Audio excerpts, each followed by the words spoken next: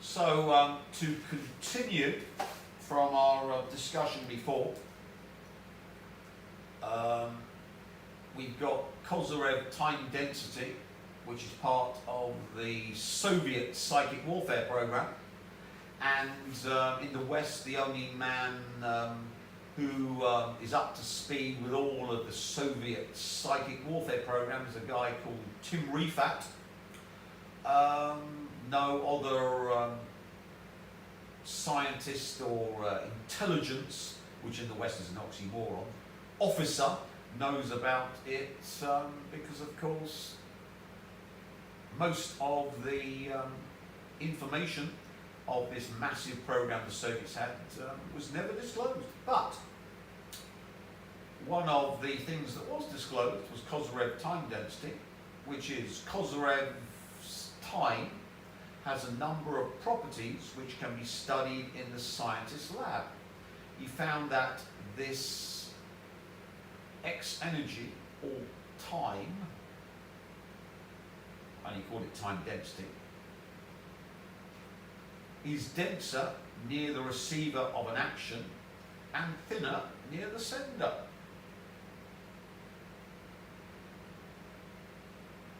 So, if you're doing psychic warfare on someone, one can see that your sender and the receiver is gaining because you're the cause and they're getting the effect. So, you're losing time density when you carry out psychic warfare on a target, be it the Iranians targeting Trump with psychic warfare to make him ill or iller, or terminally ill, or Tim Rifat targeting Trump and his family to make them more and more deranged.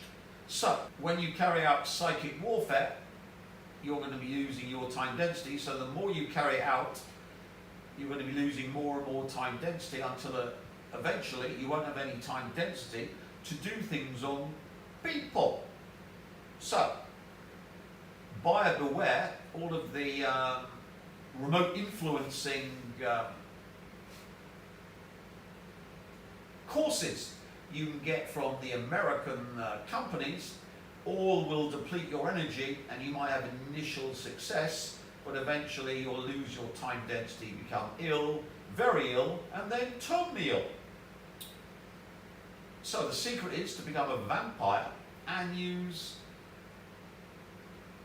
others' time density to do what you want. Hence, I became the king vampire because I didn't want to use my immense time density and lose it all by targeting idiots like Musk and his family, or blowing up SpaceX and.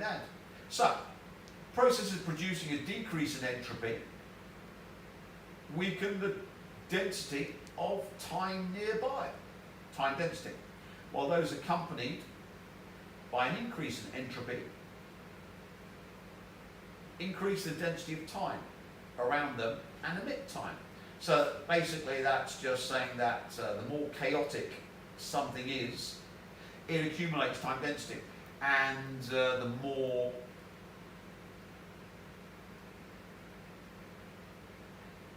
you lose chaos, the more ordered you become, you have a time density loss. So if, like myself, you want to be the source with zero chaos, you've got the conundrum that you're going to have to lose all your time density and therefore become powerless and be the cause of everything and everything around you, with the effect going into all the chaotic vermin who are accumulating the time density. So that's the conundrum. If you want to keep your time density and have control over matter interactions, be able to control cause and effect, you want as much time density as possible, and you want to be in the fifth dimension, so you have to be a Nagwal, and you want to be as chaotic as possible, which of course is a no-no. You want to be the source, which is totally ordered, no chaos whatsoever, but you want all the time density. So how do you do that? Vampire. You steal it from chaos. So chaos has loads of time density. All the chaotic creatures have time density. Therefore, you can be super ordered and have no chaos if you're the source, simply by being the source of vampire, the king of king vampires. So we come into vampire technology, and of course there's some articles here on, as we've shown before, on time density. Now, how do we get round this conundrum where we want to take all the time density from the chaotic targets that are time density rich because they're totally chaotic, and of course all of the people that have been infested with nanotech have been deliberately made as chaotic as possible, and we've increased their chaos, their entropy, by chemtrailing and medical intervention and nanotech up the nose on the swabs and food, breathing in and. So of course we want to steal their time density, we want to vampire it for ourselves. Because if you're the source vampire like me, you'd have no time density because you've got no chaos. So you have to be vampiric to be totally ordered, a source vampire, and steal it all from chaos. So chaos is mined by the source for time density, so the source controls all cause and effect within chaos.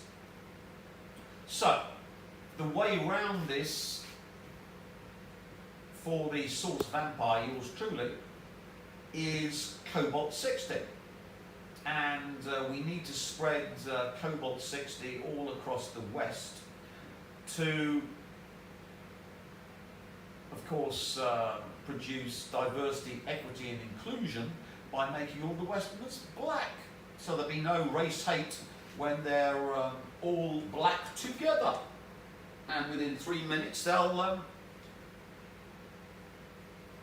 all be in the afterlife with 1 gram per square mile, and with 1/1000th of a gram per square mile, the slowly blackened Westerners will be praying for the afterlife ASAP, because they'll be in total agony, which of course shapes the soul for eternal torment in only hell. So it's a win-win situation. Now, why is Cobalt 60 so important? We've got Cobalt 60, which is one of the very rare emitters of clockwise radiation. Most interactions are anti-clockwise. So, if one can cover the targets, remember we want to take the time density out of these chaotic beings with Cobalt 60, then we will be turning their time density clockwise, which accumulates as they are killed by the Cobalt 60. And remember, humans produce loss of time density at death and gain of time density at conception, so this totally screws up the modality of the time flow around the humans.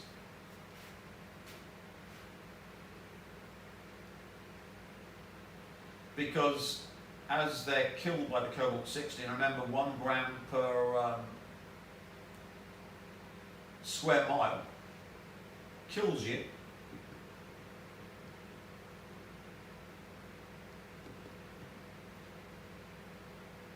and the perfect illustration of this is in Penrose's Road to Reality, where he's actually got a picture of this clockwise gamma ray emission by Cobalt 60, which he puts in because it's very, very rare for emissions to go clockwise, they normally go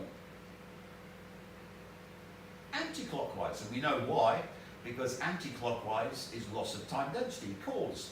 So cobalt-60 is a reverse time density processor, and in fact is vital to psychic warfare. And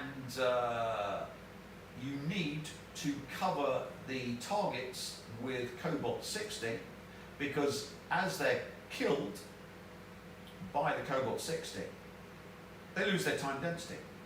But the cobalt-60 is clockwise, which accumulates the time density. So the cobalt-60 that's covering them and inside them produces this clockwise time density field, and the loss of time density by the target is collected by the cobalt-60 field around them, blocking the time density flow backwards in time to their conception and the production of that time density effect to produce their life, this reverse time density. So in effect, you erase that target from ever having lived or existed. And this time density has to go somewhere. And of course, who controls the effect? Well, who controls the cause of the target being covered in and inhaling cobalt-60? The Silor Tim Rifat. Therefore, all the time density from the targets which lose their time density by death doesn't go to their conception, doesn't go to their lifetime. In fact, it goes to the cobalt-60 field, which was the time density effect of the cause of this, which is the Silor Tim Rifat, who has been promoting the use of cobalt-60 to kill off the West on his rate show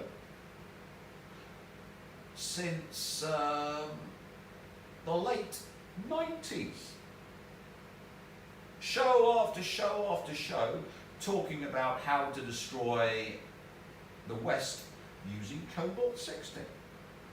So, we've explained now how a source vampire that wants to be totally ordered and have no chaos, and therefore no time density, can have all the time density he wants. And remember, we talked about retroactive psychic warfare, where you can collect it back in '86, when I became the source vampire and the source,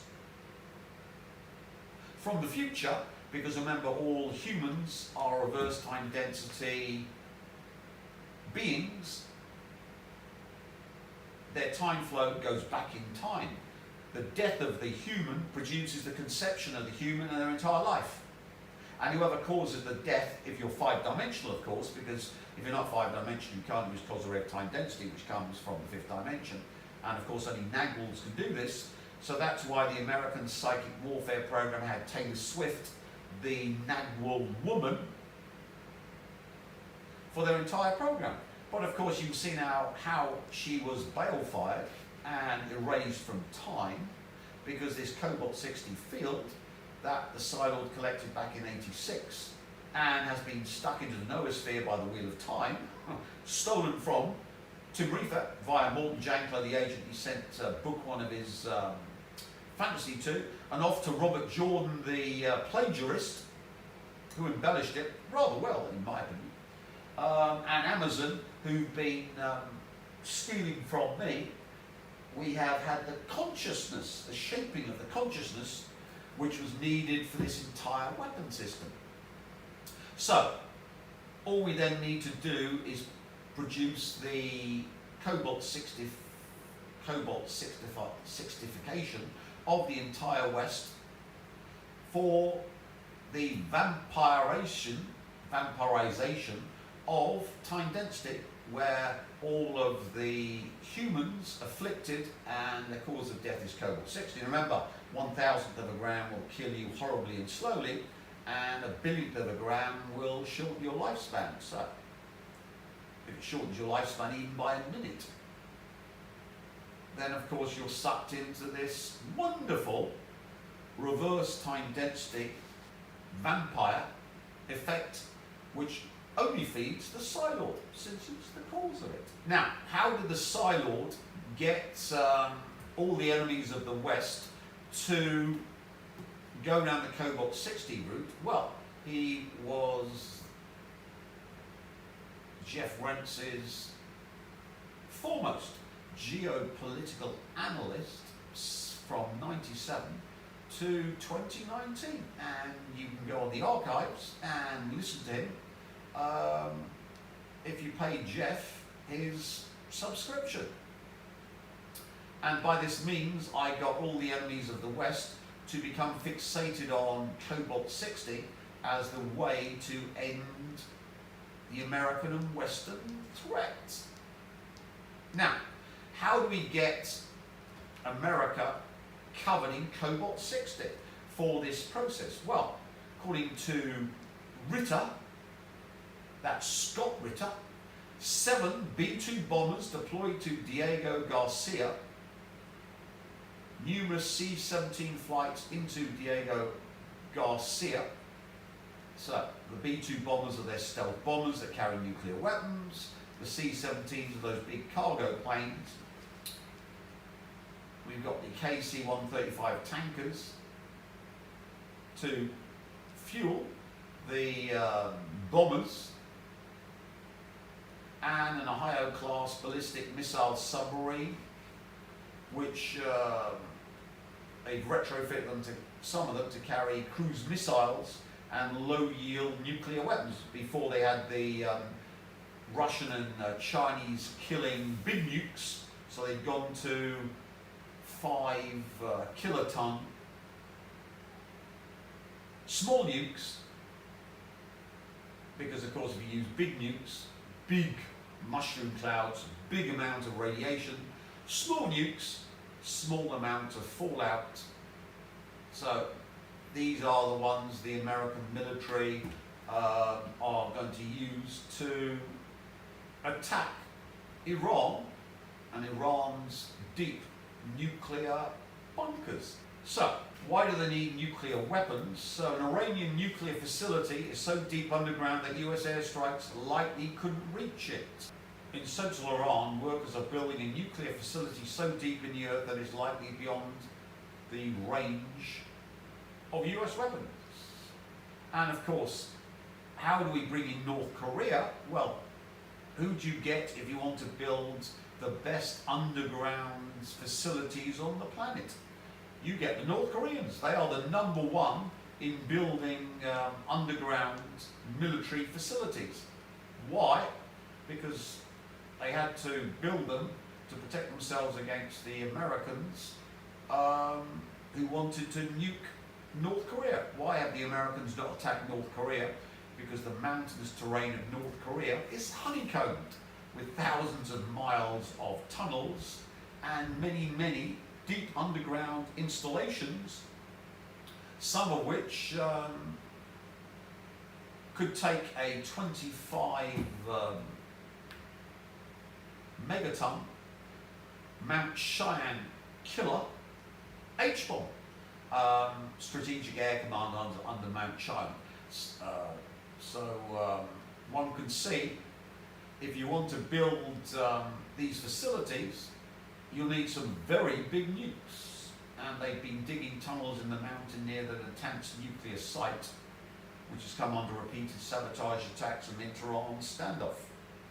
With Iran now producing uranium close to weapons-grade levels after the collapse of its nuclear deal with the world powers, thanks to Trump, the installation complicates the West's efforts to halt Iran from potentially developing an atomic bomb, because of course once they've got an atomic bomb, Israel can't attack them, and that's the end of Israel's threat to take over the Middle East and have Greater Israel. because once they've got nuclear weapons, they can't go the way of Libya or the way of where Gaddafi gave up his nuclear weapons in a deal and got stuck on an iron rod up his anus for his trusting the West.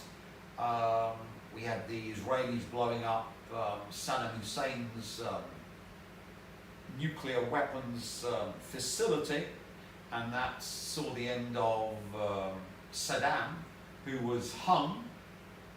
Syria didn't have any nuclear weapons, and the only country not attacked by the West, of course, is North Korea. Why?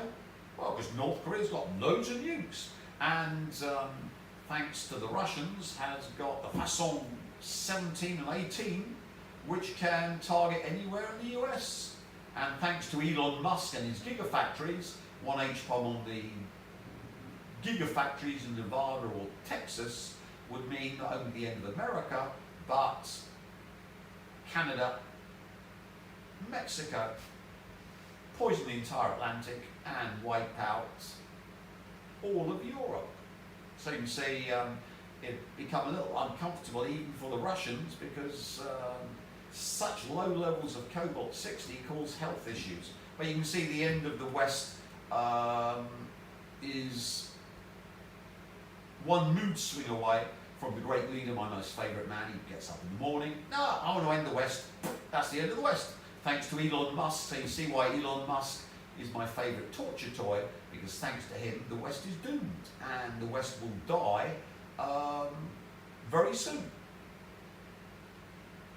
So, completion of such a facility would be a nightmare scenario that risks igniting a new escalatory spiral, warned Kelsey Davenport, the director of non-proliferation policy at the Washington-based Arms Control Association. Given how close Iran is to a bomb, it has very little room to ratchet up its program without tripping US and Israeli red lines. So at this point, any further escalation increases the risk of conflict.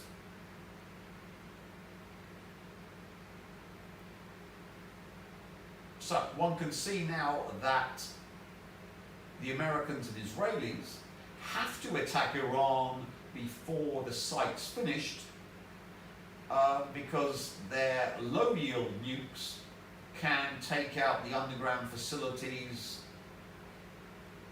at present, but the new one, near a peak of the Zagros Mountains in central Iran, will be so deep they'll need huge megatonnage nukes to take it out. And of course that'll produce a lot of fallout, some of which will be blowing to Iran's neighbours. So depending upon the wind, if it goes north, goes Russia's way. If it goes east, it goes towards Afghanistan and Pakistan. So that's good for the Zionists. But if it wind blows the other way, towards the west, it's going to be going Israel's way. So you can see the Israelis and the Americans are invested in not using mega nukes, the megaton type nukes. So if they're going to take out the Iranian nuclear program, it has to be now. So you can see why the Americans and the Israelis are preparing for the tactical nuclear strike on Iran to take out their entire nuclear program. Because remember, these things have got loads of uranium and enriched uranium. So if you have a big megatonnage nuke, you've got a huge mushroom cloud and massive amounts of fallout. It's okay if it falls over Iran, who cares about the Iranians? But if it starts blowing hither and thither, could be the end of Israel. So you can see the Israelis must attack Iran ASAP. So you can see why the Americans are following their Israeli masters and their Jewish masters, the Rothschild Rockefellers, who completely own the West, for this war.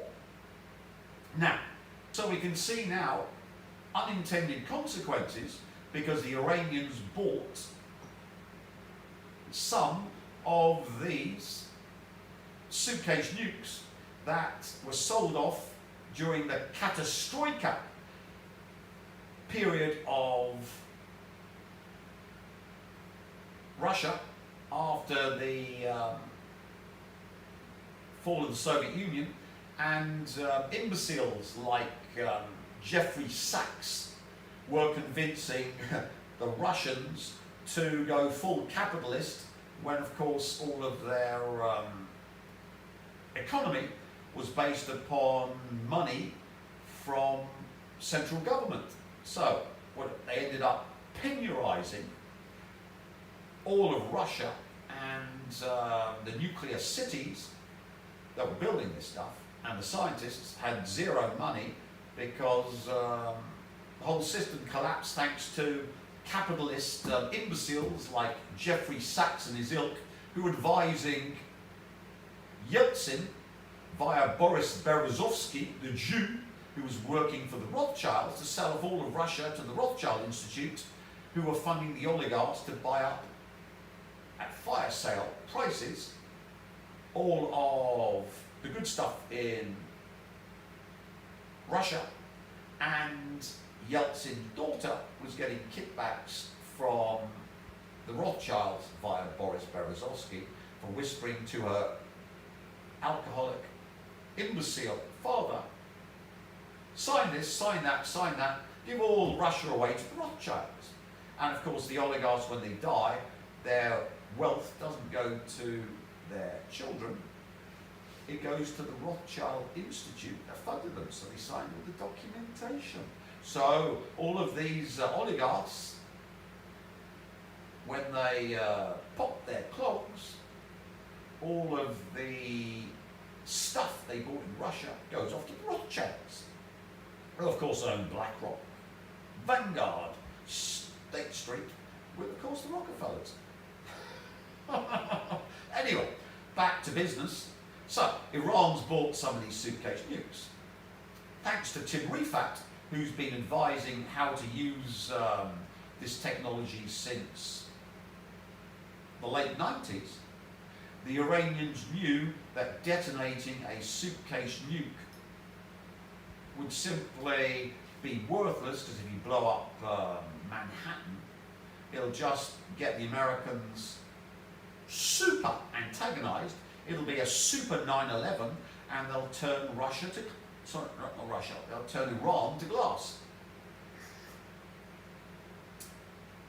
And of course, anyone else who's got these suitcase nukes can detonate them in America, or the UK, or France, or anywhere in Europe, and blame the Iranians. So, it's the Wild West. Whoever detonates these suitcase nukes, the Iranians did it. So as you can see, the West is just waiting to die. Now, before, a suitcase nuke would be bad news if you were in the target area, but not very big. You know, it'll make a sizable devastation in a big city. But America's huge, so America really doesn't care about a suitcase nuke going off. But here comes the kicker. When they were sold, they were, dangerous, but who really cares if we lose part of New York or part of London? But here's the proof. They were sold or stolen, and they came from the Ukraine, Georgia, the Baltics, the whole Soviet republics.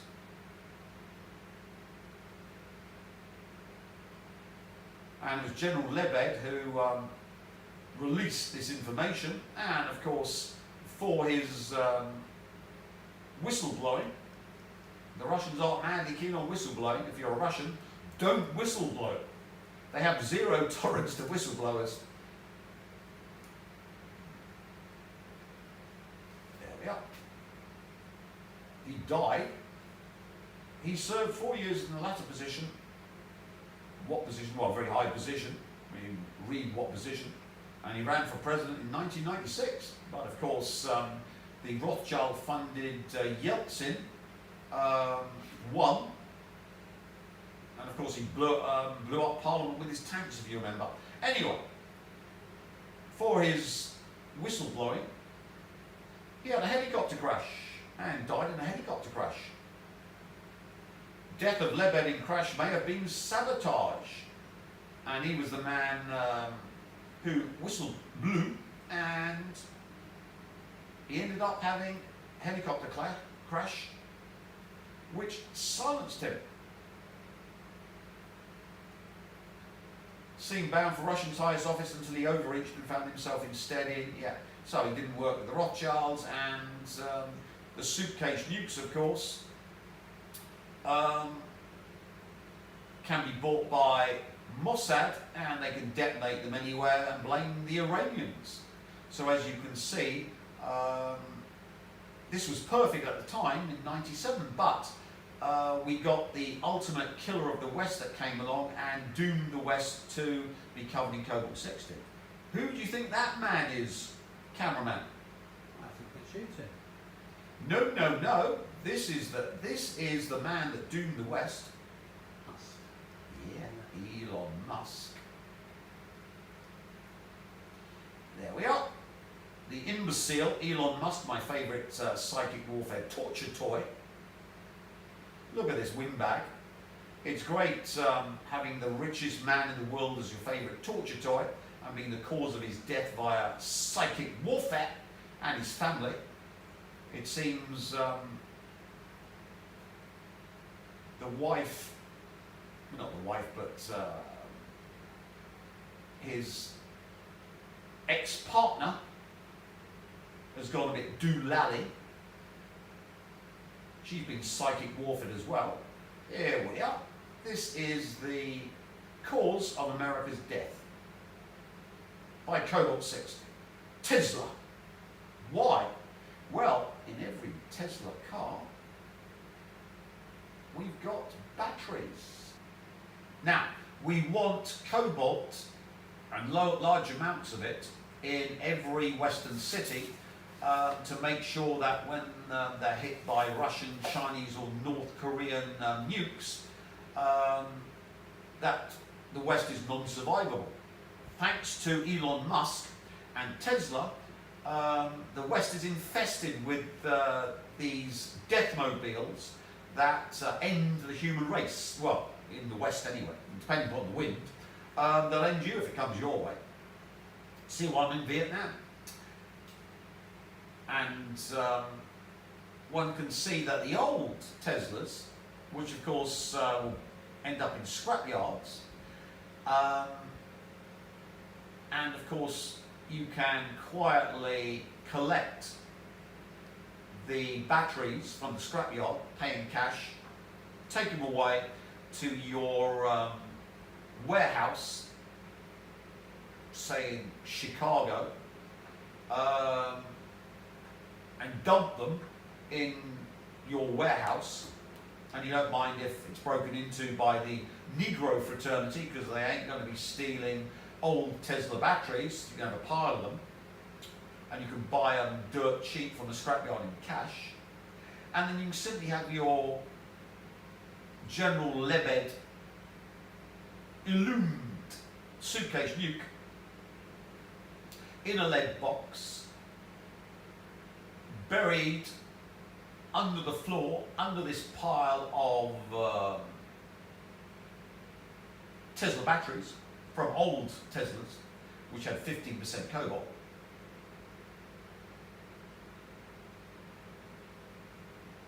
And of course, you simply have a wire at the bottom that runs under the floor to a mobile phone receiver, and you can simply dial up the suitcase nuke detonate it remotely, and if you have 100 batteries above it, they'll all be turned into cobalt-60 vaporized and spread over the surrounding area. Remember, 1 gram will kill off a square mile. So let's see how much these Tesla Deathmobiles have. Remember, we're down now, the new Teslas, because of me. Elon Musk was desperate to reduce the cobalt because, of course, I've been talking on rents since late 90s and illuming the threat of cobalt-60 and how dangerous Elon Musk's Deathmobiles were to the human race, or any race that's mad enough to have electric cars. And you see now why Tesla has also announced that it's developing its own batteries that will be cobalt-free. It's a bit late now, Elon, because of course where have all the scrap batteries gone? You know, the FBI are running around every scrapyard in America like mad things, desperately trying to pin down the location of every old Tesla battery in the United States. There's a massive FBI cost no object, and of course Department of Homeland Security and all the rest of the other F-wits are running around like mad things, desperately trying to gather up and find who's been buying scrapped batteries. But luckily, Tesla's been producing their garbage Deathmobiles for decades. And thanks to Tim Rifat, if they were going to have done it, they'd have done it years ago. Thank you very much. And he, of course, talked about putting the suitcase nuke in a lead coffin so you can't sniff it out with your radiation detector drones or planes. Hence, of course, that explains why we had drones all over America, because obviously Iran must have been threatening to detonate this America killer if they were attacked. So it all falls into place now. Now let's see how much cobalt-60 you're going to get in America. So, how much cobalt is in Tesla battery? According to Tesla's 20 blah blah blah, the new models only contain 6 kilos of cobalt. But remember, that's 6 kilos is the 2%. But the older ones, the ones that the batteries have been collected by the Iranians and dumped in warehouses under suitcase nukes, and remember, it might be one suitcase nuke, but they might have bought 10 or 12. They were saying that Al-Qaeda had bought 2, and they were based in Afghanistan. So obviously the Iranian Revolutionary Guard plenty of cash, and thanks to yours truly, they would know that this would mean that if anyone attacked Iran, that would be the end of the Americans. So, as you can see how much fun it is, 6 kilos, 2%, but we've got 7.5 times more in old batteries. So instead of 6 kilos, we have to multiply that by 7.5, which gives us, oh, that's an awful lot. 6 7s are 40. Oh, that's naughty. 6 7s are 42. Oh dear, 42 kilos, and we've still got half. 45 kilos. 45 now. 45 kilos of cobalt in the old Deathmobiles, not the new ones. So, 45 kilos. See, this is all new stuff. We want the old stuff. We're not going to be buying Tesla 3 batteries because they'll cost money. We want them dirt cheap from the scrapyard, and we can buy 100 for bugger all. Cash. Remember, old scrapyard's cash. So that's 45 kilograms in an old battery. 1 gram per square mile to kill everything off. So, one of these old batteries will, if it's spread by the bomb's mushroom cloud, and remember, if the batteries are over the suitcase, they're all going to get vaporized, and a lot of that's going to get turned into cobalt-60. Let's have 100% conversion. Maybe you won't get 100% conversion, but let's go for the doomsday scenario. That's 45,000 square miles killed off by one battery. Everything killed off. Total death. Now if we've got 100 of them, instead of 45, we've got 45,000 square miles multiplied by 100. Oh, that's naughty, isn't it? Because instead of 45,000 square miles, all killed off, we'd have 4,500 times another 1,000, that's 4.5 million square miles killed off.